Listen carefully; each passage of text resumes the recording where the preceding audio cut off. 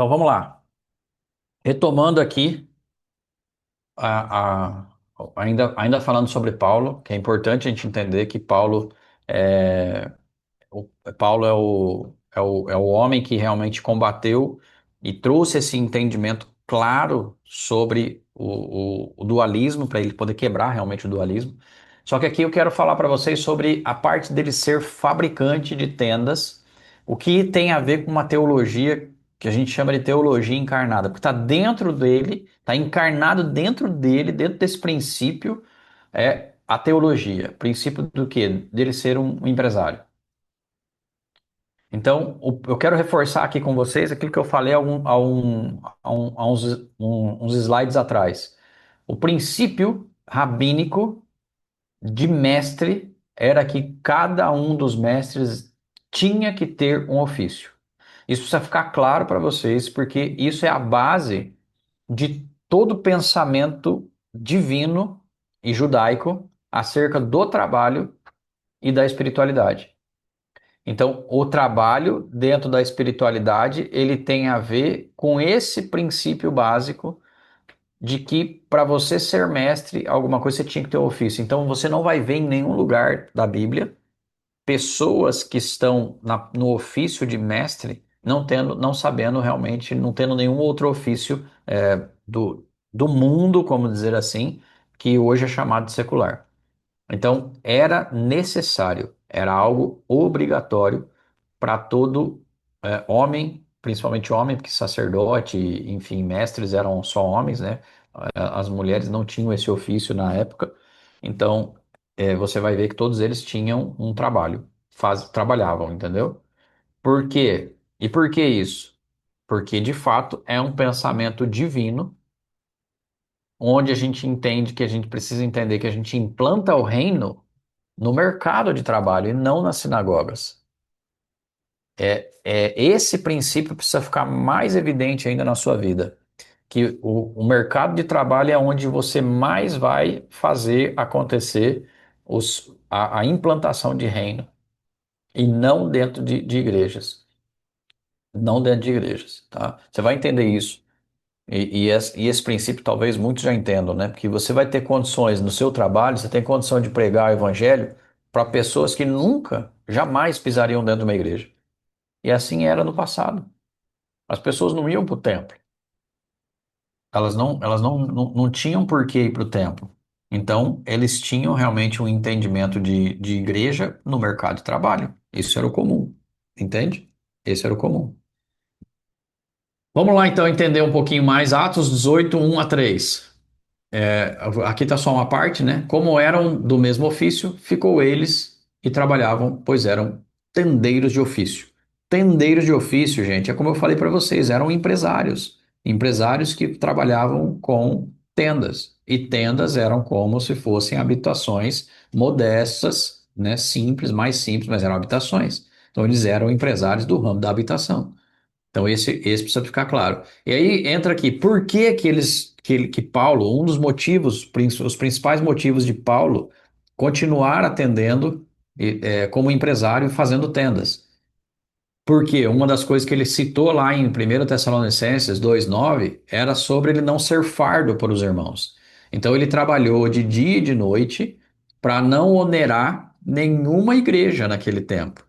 Ele não queria onerar nenhuma igreja, então ele tinha autonomia financeira. Em determinado momento na Bíblia ele cita que Paulo, ele teve realmente, teve tudo e teve nada. Ele teve abundância, fartura e teve fome.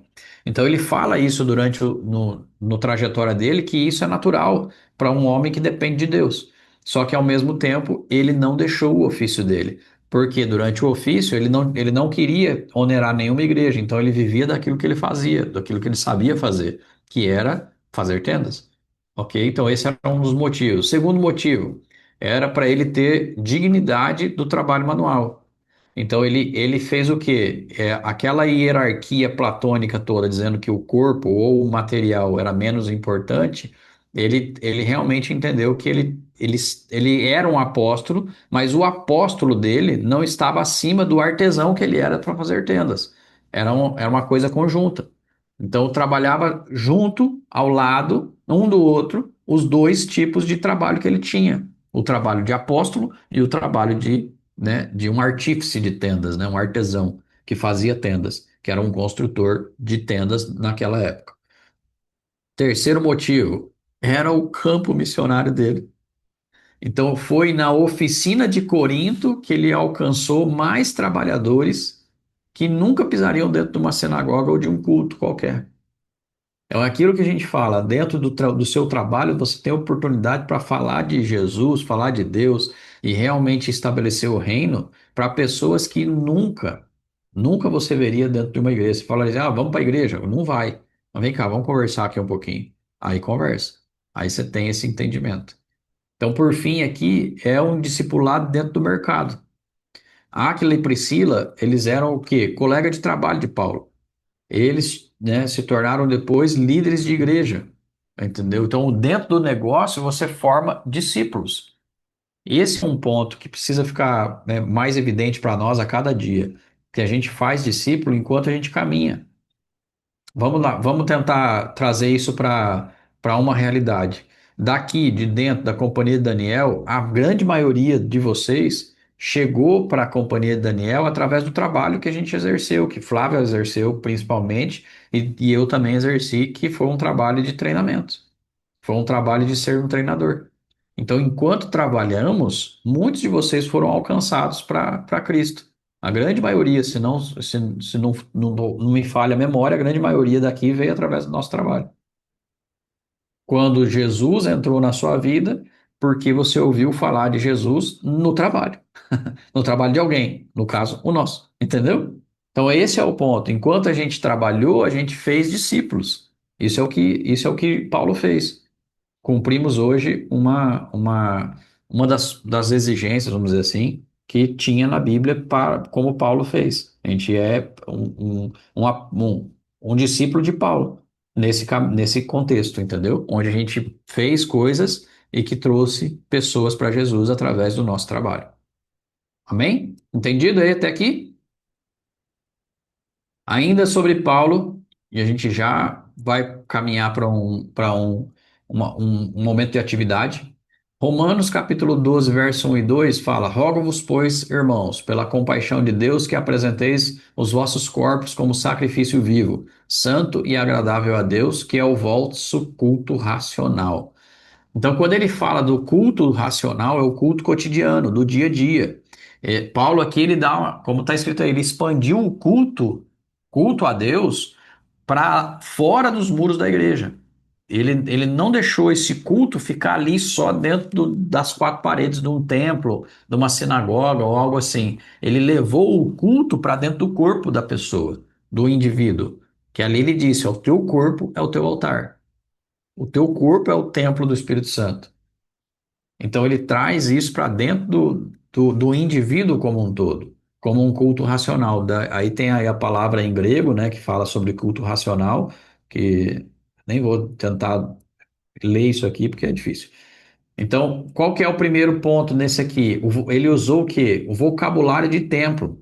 Paulo usa o vocabulário de templo usando palavras como sacrifício, como culto, que é palavra de templo, palavra religiosa. Ele trouxe uma linguagem de liturgia, que era liturgia judaica, né, para poder trazer, colocar isso dentro do corpo, do dia a dia. Então, essa era a relação que ele estava trazendo para aquela essência, para poder juntar corpo e espírito, que tinha sido dividido, que as pessoas estavam pensando que era dual. Então, ele traz esse versículo aqui aos Romanos, também é um combate evidente ao estoicismo, que tenta separar o corpo do espírito.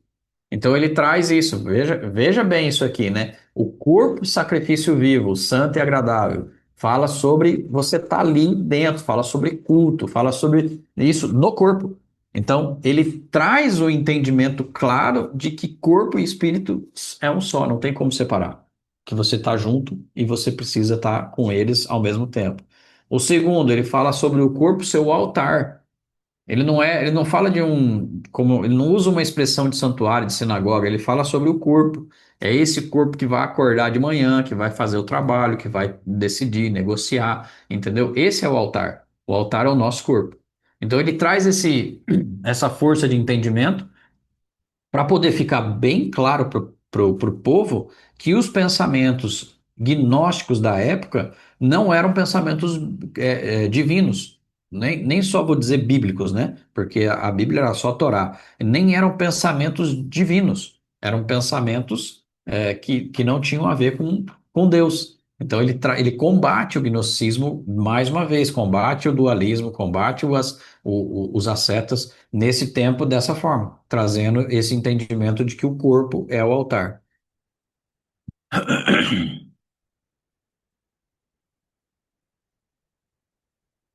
E o terceiro ponto que ele fala ali em Romanos, capítulo 3, né, Colossenses, desculpa, Colossenses 3:23 e Romanos 12:1, isso diz a mesma coisa.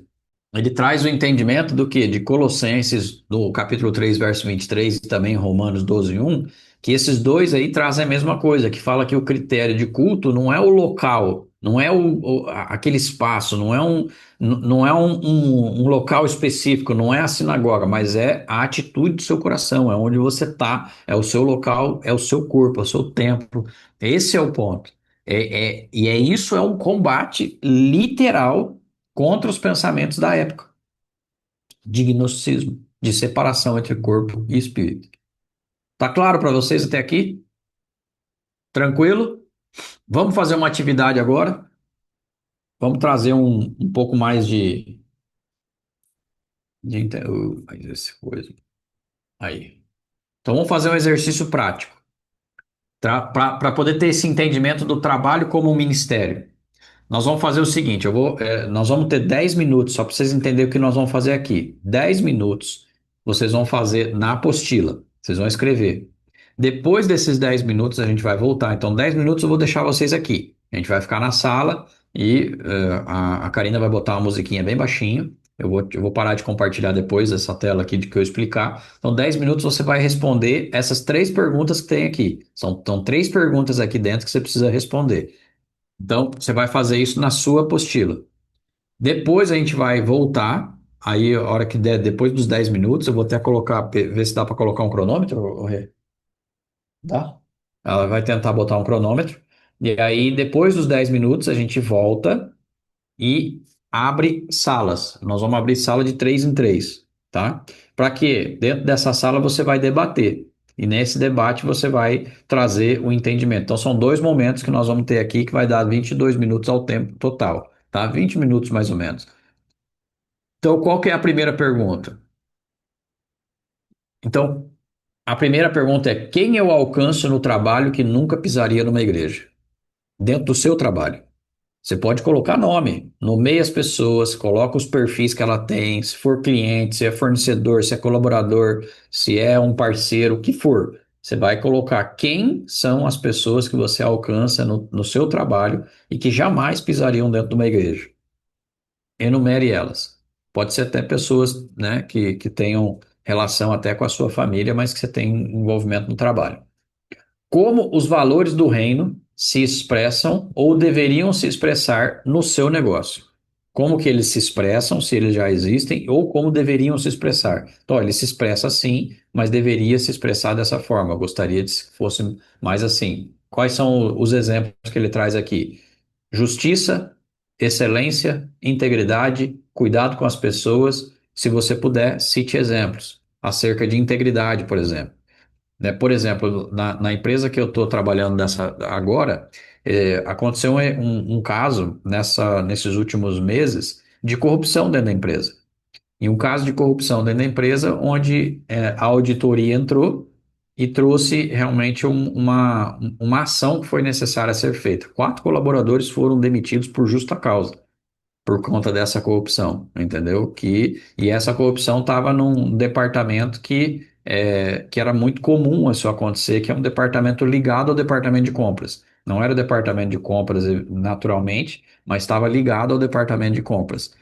Era na escolha de fornecedores, entendeu? Então, a indicação de um fornecedor, a pessoa estava levando uma graninha junto nessa indicação do fornecedor. Vou te indicar lá na empresa, né, Edu? O Edu dá até risada, né? É um dos departamentos que ele trabalha ali na empresa onde ele está. Muito comum. Não, me indica lá que eu te dou um agrado, entendeu?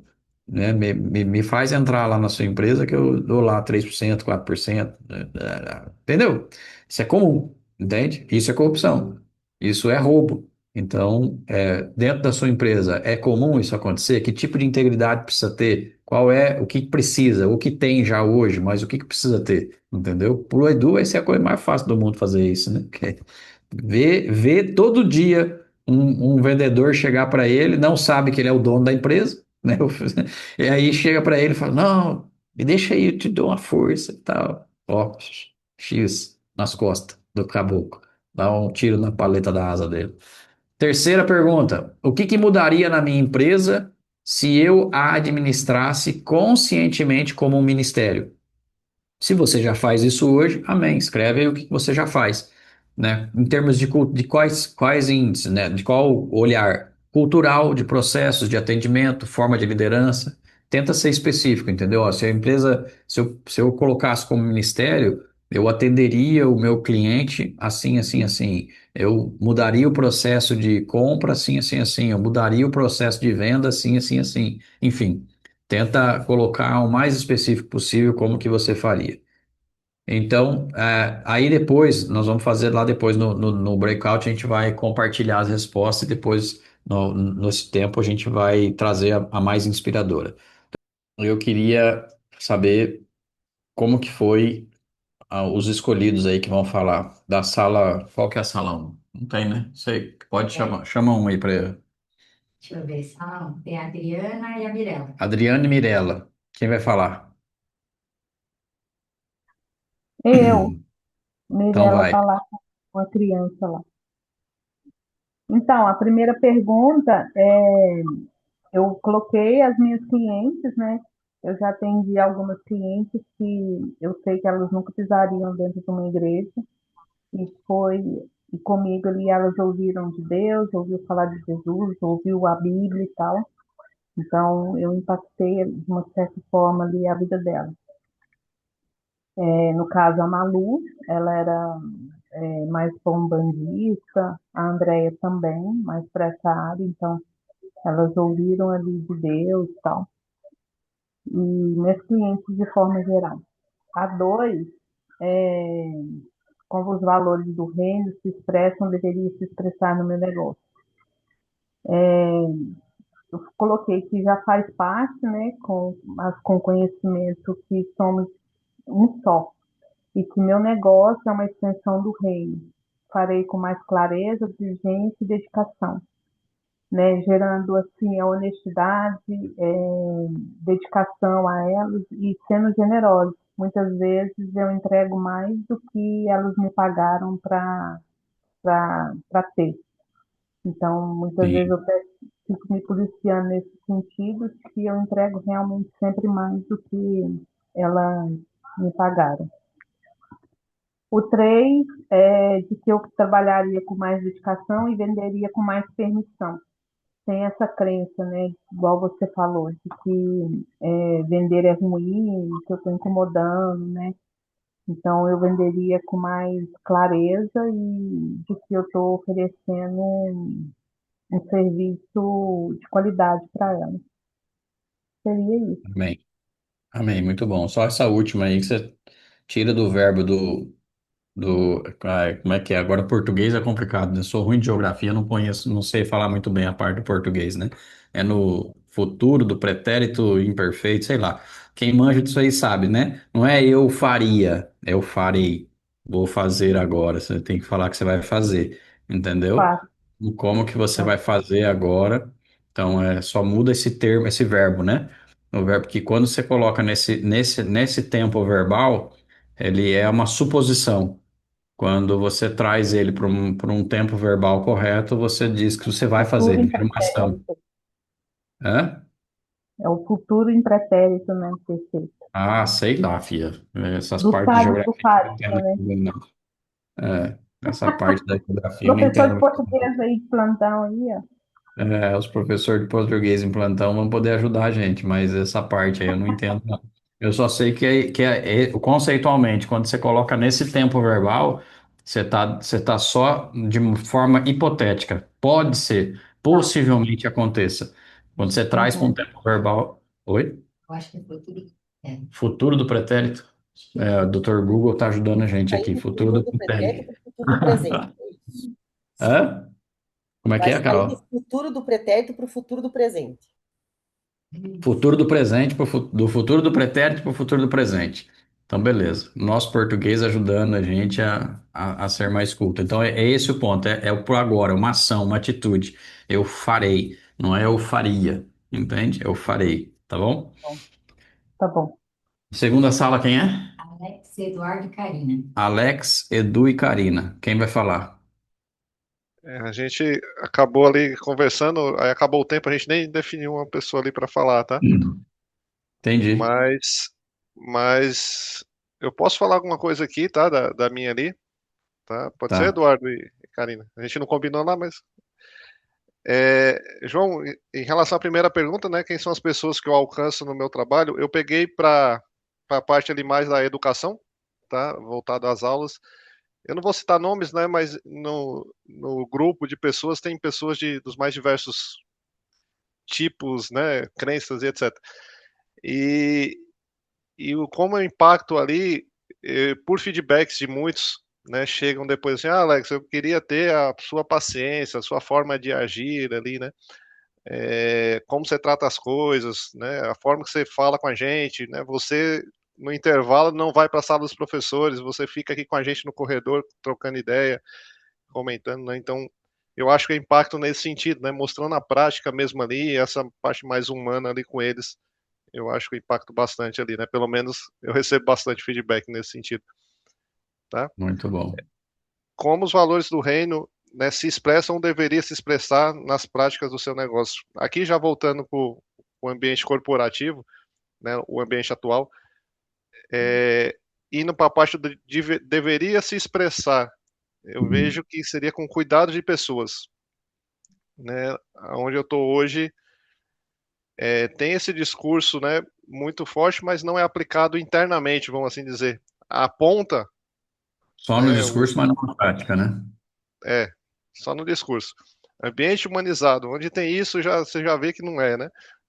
Não Sim. precisa ser. Humanizado é para ser humano, né? Para que, né? É, Mas e que é completamente contrário ao que a gente entrega.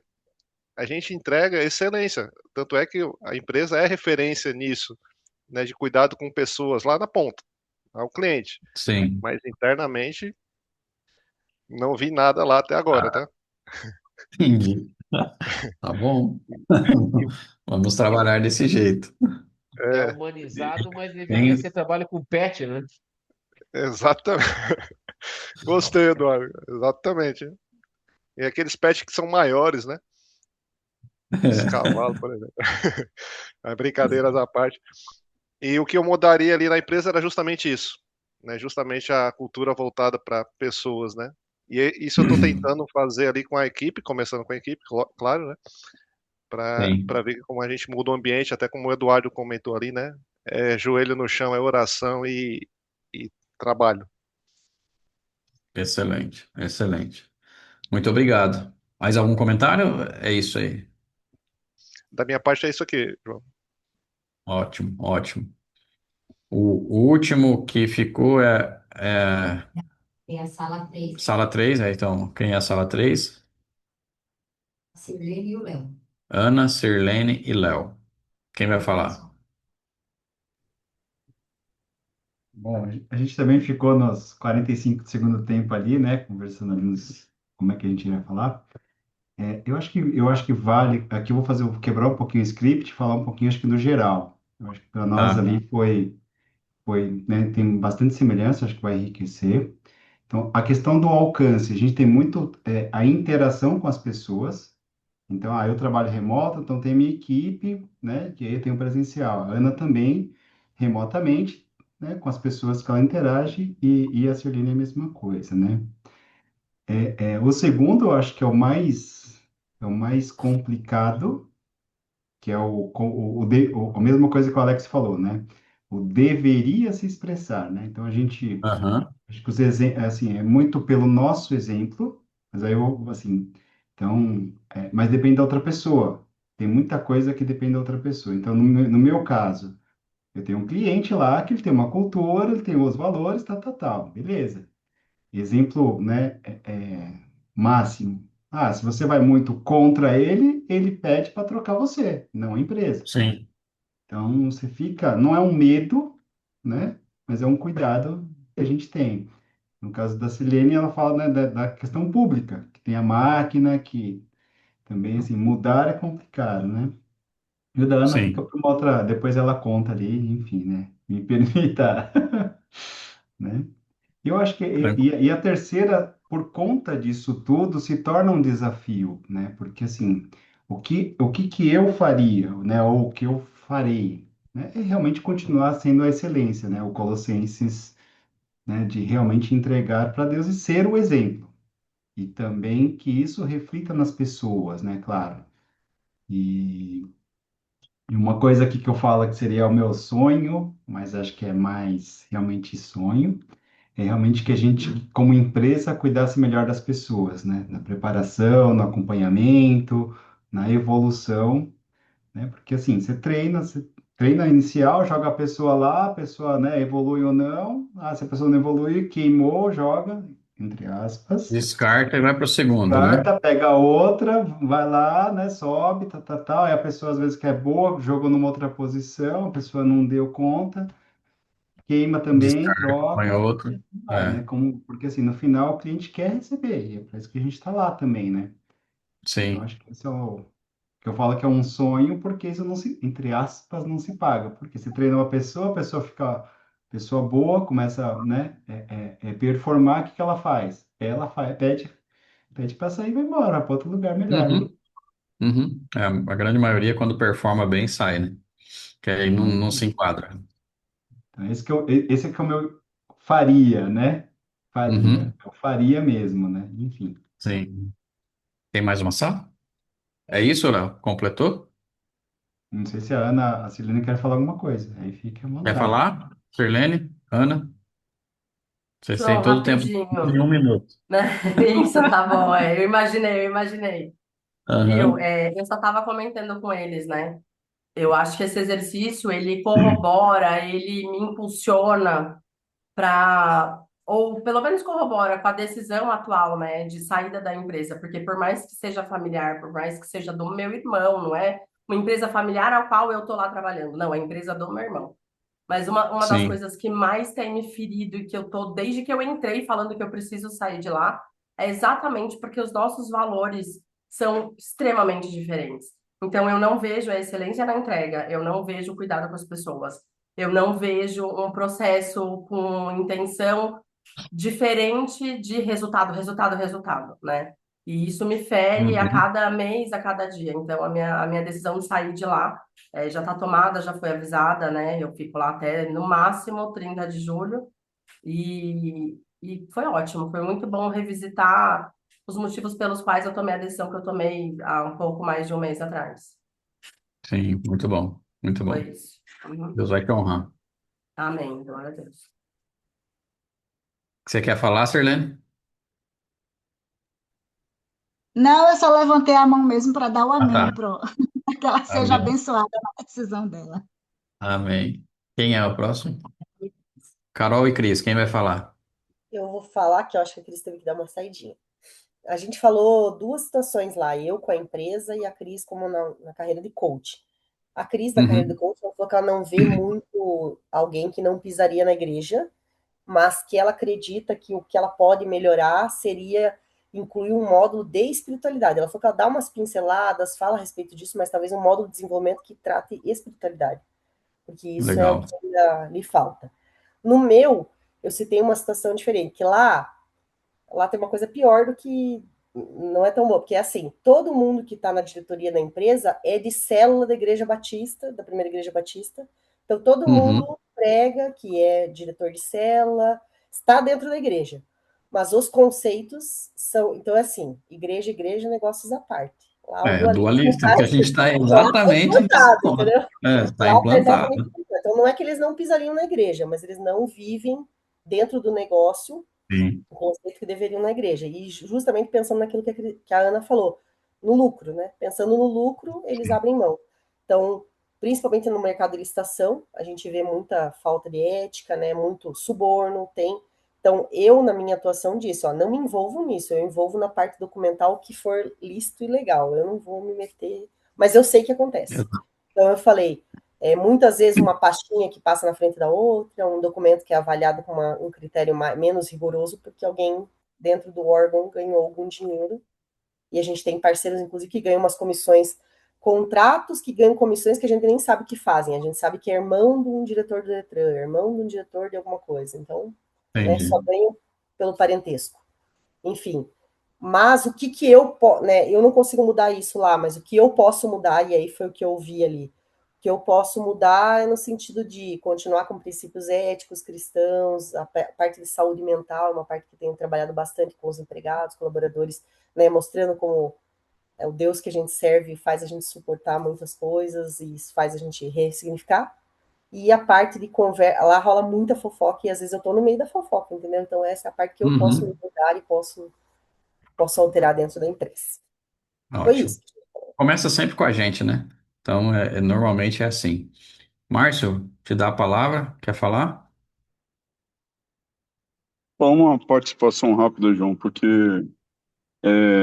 a questão da gente preservar os princípios e manter os princípios, ela é bastante testada em alguns exemplos. Por exemplo, eu tenho cliente grande que eu faturo e, e aí tem a bendita da reserva técnica, né, que é o que a gente está comentando aí, que é a questão da comissãozinha aí para os caras aí, né? Aham. E, e aí o que acontece? Às vezes tem rotatividade lá no quadro do cliente, né? Ou seja, é um cliente e ele trabalha com processo de compras e eu sou o fornecedor. E aí o abençoado novo lá que entra vem com esse papo. E aí, se eu me posiciono firmemente com o meu princípio, eu tenho que abrir mão desse cliente, porque o cara tá lá empregado e eu sou fornecedor, né? Então, eu falar que não conheço o assunto e manter firme o meu posicionamento, mas é na certeza de que Deus está com a gente e que ele vai abrir outra porta, porque esse aí é certo de eu perder por conta desse cara, entendeu? Sim. É. A gente tem que saber onde pisa, né? É complicado mesmo, porque temos que pedir orientação para Deus de onde a gente pode pisar, porque você não pode compactuar com isso. Isso aí é realmente algo extremamente delicado, mas foge do nosso princípio. O exemplo que a Carol trouxe é literalmente o exemplo uma empresa que ela tem um pensamento dual. Então, ou seja, na igreja eu sou um santo, no meu trabalho eu faço o que for preciso para lucrar. Entendeu? Mesmo que precise passar por uma falta de ética. E do lado de cá, quem é o fornecedor, se você sucumbir à pressão, no caso do cliente, que não, nem é o cliente, uma pessoa que compra do cliente, você entra também no mesmo jogo, você acaba sendo conivente. É a mesma coisa que ser cúmplice de um assassinato. Você está ali, você só levou o cara para fugir, mas você também tá, você é cúmplice. Ele que matou, mas você tirou ele da cena do crime. Então você é cúmplice, você é julgado com a mesma intensidade. Então, e esse é o nosso papel hoje, né? É muito difícil a gente poder, em alguns momentos, expressar realmente o poder de Deus, mas essas são algumas oportunidades. Eu tenho certeza que já que a gente não tem muito tempo, tá, Edu? Senão eu ia na hora, depois do almoço, você traz pelo menos um exemplo que você passou, que você já viveu aí nas compras, mostrando realmente o que isso já aconteceu com você, tanto na compra, na venda, talvez você não tenha experiência porque você não faz muito a venda, mas na compra, isso é comum e nas vendas também, isso é muito comum. Eu já fui vendedor e já ouvi isso de cliente, né, do comprador do cliente pedir para isso aí. Normalmente, quando isso acontecia, Márcio, eu ia direto no dono da empresa ou no diretor, que é acima do comprador, entendeu? e falava, ó, tô negociando. Não falava para ele que o cara tava pedindo. Tô negociando, meu preço tá melhor, não sei por que que ele não tá comprando de mim. Ponto. É só o que precisa fazer, entendeu? Você não precisa dizer para ele que ele tem um comprador corrupto. Você diz para ele que você está tentando vender e não consegue, mas que seus preços estão muito bons, que você está disposto a fazer o que for preciso para vender, entendeu? Então é a Bacana. linguagem que o cara que está acima do comprador precisa ouvir, entendeu? Ó, tô aqui, eu sou o cara, então tem estratégias, entendeu? E as estratégias são você realmente não ficar na mão desses caras e mostrar para eles que você é ético, entendeu? E só para dar uma pimentada aqui na conclusão da colocação. E ainda a gente vai se deparar com situações onde a gente vai ver posicionamento assim de cristãos. Inclusive, eu já vi uma Não, situação dessa com um cidadão que é pastor, entendeu? sim, infelizmente é comum, entendeu? É comum. Não, se a gente for entrar nessa seara, a gente vai ver muita corrupção dentro da igreja, entendeu? São inúmeros, assim, os exemplos que eu posso citar de pastores que entram na parte da política, principalmente, pedindo algo para poder favorecer um ou outro candidato. Isso é muito comum. Isso é corrupção igual, isso não muda em nenhum sentido. Então, entrar nessa seara é a gente realmente fazer a diferença. Então, quando a gente fala que a gente precisa estabelecer o reino de Deus dentro do nosso trabalho, isso faz todo sentido. Isso aí, é isso que precisa. Ou seja, eu preciso ser ético ao ponto da pessoa ficar impressionada. Como que você não se entrega? Como que você não se corrompe? Todos os outros que passaram aqui faziam isso. Por que que você não vai fazer? E vai nesse sentido, porque as pessoas precisam entender que você é exemplo em tudo. E principalmente no âmbito ético. Porque o que a gente mais vê é pessoas dentro de igrejas dizendo que são santos dentro da igreja, quando sai da igreja, são os primeiros a pecar. Pecar na corrupção, pecar no roubo, pecar no sexo ilícito, pecar em todos esses sentidos. É o que mais tem. Eu cansei de ver líderes de igreja pecando sexualmente, pecando dessa forma, sendo corrupto com a empresa que trabalha. Então, é muito comum isso, porque aí isso tem influência desse pensamento dual, que se você está na igreja, você é um cristão e é salvo, você está tudo bem. Não, aquilo lá que você está fazendo é só no trabalho, que é menos importante, entendeu? Então ali você está fazendo o que é preciso para poder sobreviver. Existe uma narrativa para isso, entendeu? E essa narrativa não é de hoje. Ela vem desde a igreja do primeiro século, entendeu? Ela só mudou o jeitinho de fazer de acordo com o nosso tempo que nós estamos agora. Mas hoje, para mim, um dos grandes problemas da humanidade como um todo, ela fala-se dessa corrupção, onde as pessoas elas colocam uma carapaça de cristão ou de qualquer outra coisa de santidade, quando na verdade por dentro elas estão totalmente apodrecidas, porque elas praticam atos que são totalmente de pecado, entende? Esse é o ponto que mais realmente é um ponto que a humanidade tá corrompida mesmo, entendeu? É porque aí entra aquilo que Jesus já falou e que tem na Bíblia, né? Que no dia do juízo poucos serão salvos, entendeu? Hoje, se Jesus voltasse hoje, eu acho que dentro das igrejas, sei lá, 10% no máximo, acho que seria salvo, entendeu? O resto fica, porque tem a corrupção, entendeu? Isso é o que mais dói, porque não é ser cristão que significa que o cara tem ética, é honesto, entendeu? É leal, isso não significa nada hoje mais, entende? Vamos em frente? Podemos ir? Temos mais 2 ou 3 slides para a gente poder finalizar. Deixa eu compartilhar aqui com vocês. A gente já está caminhando para o fim.